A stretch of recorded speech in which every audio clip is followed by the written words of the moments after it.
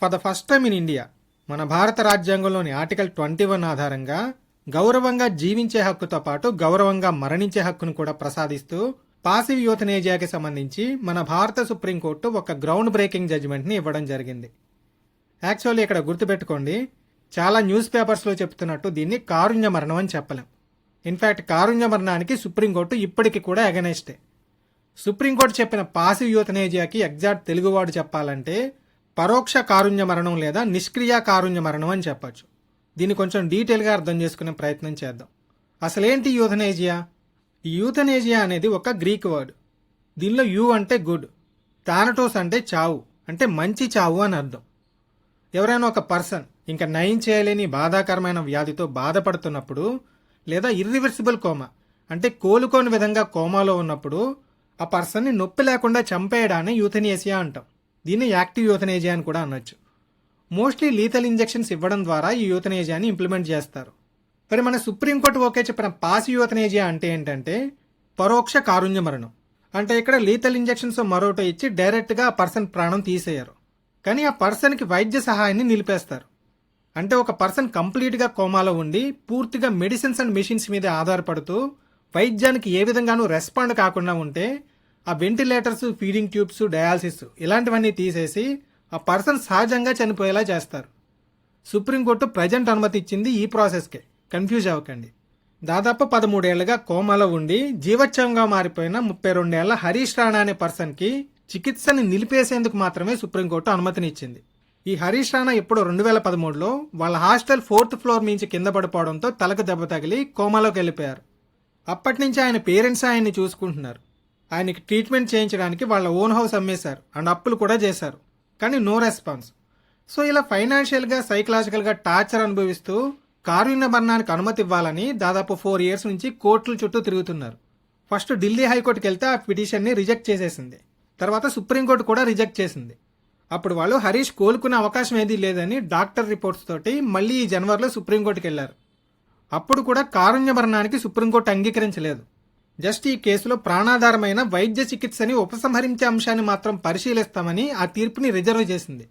ఆ తర్వాత ఒక 2-tier ప్రాసెస్లో రకరకాల మెంబర్స్ నుంచి ఒపీనియన్స్ తీసుకుని దానికి సంబంధించిన జడ్జిమెంట్ని నిన్న ఇవ్వడం జరిగింది.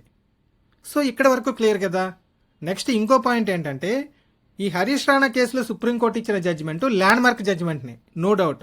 సుప్రీంకోర్టు పాసివ్ యూథనేసియాకి పర్మిషన్ ఇచ్చిన మొట్టమొదటి కేసు ఏది అంటే హరీష్ రాణా కేసు. కానీ పాసివ్ యూథనేసియా లేదా పరోక్ష కారుణ్య మరణానికి అనుమతించవచ్చు అని సుప్రీంకోర్టు ఫస్ట్ టైం ఏ కేసులో చెప్పింది అని అడిగారు అనుకోండి, దానికి ఆన్సర్ హరీష్ రాణా కేసు కాదు. Common Cause versus union of India కేసులో ఎప్పుడో 2018లోనే చెప్పింది. పర్మిషన్ ఇచ్చిన మొట్టమొదటి కేసు మాత్రం హరీష్ రాణా కేసు. ఇక్కడ కొంచెం జాగ్రత్తగా చూడండి. అసలు ఈ ఇష్యూ అంతా స్టార్ట్ అయింది అరుణా షాన్బాగ్ కేసులో. Aruna Ramachandra Shanbaug versus union of India and others case 2011. ఈ అరుణా షాన్బాగ్ మహారాష్ట్ర కింగ్ ఎడ్వర్డ్ హాస్పిటల్లో ఒక నర్స్. 1973లో ఆ హాస్పిటల్ వార్డ్ బాయ్ ఆవిడపై రేప్ అటెంప్ట్ చేశాడు. ఆ టైంలో ఈవిడ మెదడుకు దెబ్బ తగిలి కోమాలోకి వెళ్ళిపోయారు. దాదాపు 40 years ఈ కోమాలోనే ఉన్నారు.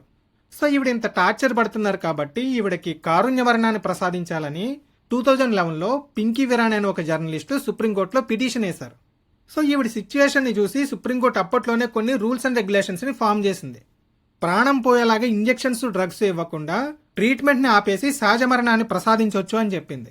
కాకపోతే దీనికి ఆ బాధిత వ్యక్తి యొక్క రిలేటివ్స్ అంటే తల్లిదండ్రులు కానీ, జీవిత భాగస్వామి కానీ, దగ్గర బంధువులు కానీ అనుమతించాలి. కానీ అన్ఫార్చునేట్లీ అరుణా షాన్బాగ్కి వీళ్ళెవరూ లేరు. ఈవిడ కొలీగ్స్ ఏమో చూస్తూ ఈ మెడికల్ సపోర్ట్ తీసేయడానికి ఒప్పుకోలేదు.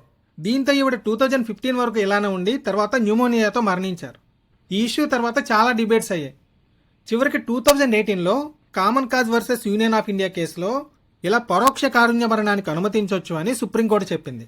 ఏం చెప్పిందంటే అప్పుడు భారత రాజ్యాంగంలోని ఆర్టికల్ 21 పౌరులకు ప్రసాదించే right to live with dignity అంటే గౌరవంగా జీవించే హక్కు అనేది చనిపోయే విధానం వరకు కూడా వర్తిస్తుంది అని చెప్పింది. A person in a permanent vegetative state with no prospect of recovery cannot be compelled to remain alive by medical intervention. అంటే కోలుకునే అవకాశం ఏదీ లేకుండా కోమాలో ఉన్న వ్యక్తిని కేవలం వైద్య జోక్యం ద్వారా సజీవంగా ఉండమని మనం బలవంతం చేయలేము అని. సో కన్ఫ్యూజ్ అవ్వకండి. ఫస్ట్ టైం పరోక్ష కారుణ్య మరణాన్ని సుప్రీంకోర్టు గుర్తించింది అరుణా షాన్బాగ్ కేసులో 2011. ఫస్ట్ టైం పరోక్ష కారుణ్య మరణానికి అనుమతినివ్వొచ్చు అని నిబంధనల్ని రూపొందించింది common Cause versus union of India కేసులో 2018. ఒక వ్యక్తి పరోక్ష కారుణ్య మరణానికి తొలిసారిగా అనుమతినిచ్చింది హరీష్ రాణా కేసు 2026. ఈ 3 కేసెస్ గుర్తుపెట్టుకోండి. సో ఇక్కడి వరకు క్లియర్ కదా. సుప్రీంకోర్టు జీవించే హక్కుకి ప్రాధాన్యతనిస్తుంది, గౌరవంగా మరణించడాన్ని కూడా కన్సిడర్ చేస్తుంది. కానీ ఆ పర్సన్ ఎంత కష్టమైన పరిస్థితుల్లో ఉన్నా డైరెక్ట్గా ప్రాణాలు తీయడానికి మాత్రం ఒప్పుకోదు. వైద్య సహాయం నిలిపివేయడం ద్వారా పరోక్షంగా చనిపోవడానికి మాత్రమే అవకాశాన్ని కల్పిస్తుంది. మరి క్యాపిటల్ పనిష్మెంట్ అంటే ఉరి శిక్షల సంగతి ఏంటి? అవి జీవించే హక్కుకి ఎగనెస్ట్ కదా అని డౌట్ వస్తుంది. Bachchan Singh versus State of Punjab. ఈ కేసులో సుప్రీంకోర్టు ఏం చెప్పిందంటే డెత్ పెనాల్టీ అనేది ప్రాథమిక హక్కుల ఉల్లంఘన కిందకి రాదు అని చెప్పింది. కానీ rarest of the rare doctrine, అత్యంత తీవ్రమైన నేరం చేసినప్పుడు ఆ నేరస్తుడికి జైలు శిక్ష సరిపోదు అని భావించిన అసాధారణ సందర్భాల్లో మాత్రమే ఈ డెత్ పెనాల్టీ అనేది విధించాలి అని చెప్పింది. ఈ డెత్ పెనాల్టీకి సంబంధించి ఇంకా చాలా కేసెస్ ఉన్నాయి. కాకపోతే మన కంటెస్ట్ వరకు ఈ Bachchan Singh versus State of Punjab కేసుని గుర్తుపెట్టుకోండి, సరిపోతుంది. సో ఇక్కడి వరకు ఓకే. మరి ఒక వ్యక్తి తనకు తానే మరణించాలనే నిర్ణయం తీసుకుంటే అప్పుడు పరిస్థితి ఏంటి? దీనికి సంబంధించి 2 కేసెస్ ఉన్నాయి. కాకపోతే ఈ 2 కూడా కొంచెం కాంట్రడిక్టరీగా ఉంటాయి. ఫస్ట్ కేసు వచ్చేసి 1994 P Ratnam versus union of India case. ఈ కేసులో సుప్రీంకోర్టు ఏం చెప్పిందంటే article 21 includes not only right to live but also right to die అని చెప్పింది. అంటే స్వచ్ఛందంగా మరణించడం కూడా హక్కుగానే భావించాలి అని చెప్పింది. కానీ ఇమీడియట్లీ ఆఫ్టర్ 2 years 1996లో Gian Kaur versus State of Punjab కేసులో పి రత్నం కేసులో ఇచ్చిన తీర్పుని కొట్టేస్తూ జీవించే హక్కు మాత్రమే ప్రాథమిక హక్కు, మరణించే హక్కు ప్రాథమిక హక్కు కాదు అని చెప్పడం జరిగింది. సో సుప్రీంకోర్టు రీసెంట్గా ఇచ్చిన జడ్జిమెంట్స్ మనకి ప్రామాణికం కాబట్టి యాజ్ ఆఫ్ నవ్ అయితే మరణించే హక్కు ప్రాథమిక హక్కు కాదు, జీవించే హక్కు మాత్రమే ప్రాథమిక హక్కు అవుతుంది. ఈ పాయింట్ కూడా గుర్తుపెట్టుకోండి. సో ఈ ఓవరాల్ కంటెస్ట్లో మనకి 6 కేసెస్ ఇంపార్టెంట్. పరోక్ష కారుణ్య మరణానికి సంబంధించి 3 cases, Aruna Shanbhag case, common Cause versus union of India case, రీసెంట్గా హరీష్ రాణా కేసు. డెత్ పెనాల్టీకి సంబంధించి Bachchan Singh versus State of Punjab case 1980. Next మరణించే హక్కుకు సంబంధించి పి రత్నం కేసు, మరణించడం కూడా హక్కుగానే భావించాలి అని చెప్పింది. కానీ ఆ తీర్పును కొట్టేసి గ్యాన్ కౌర్ కేసులో మరణించే హక్కు ప్రాథమిక హక్కు కాదు అని చెప్పింది.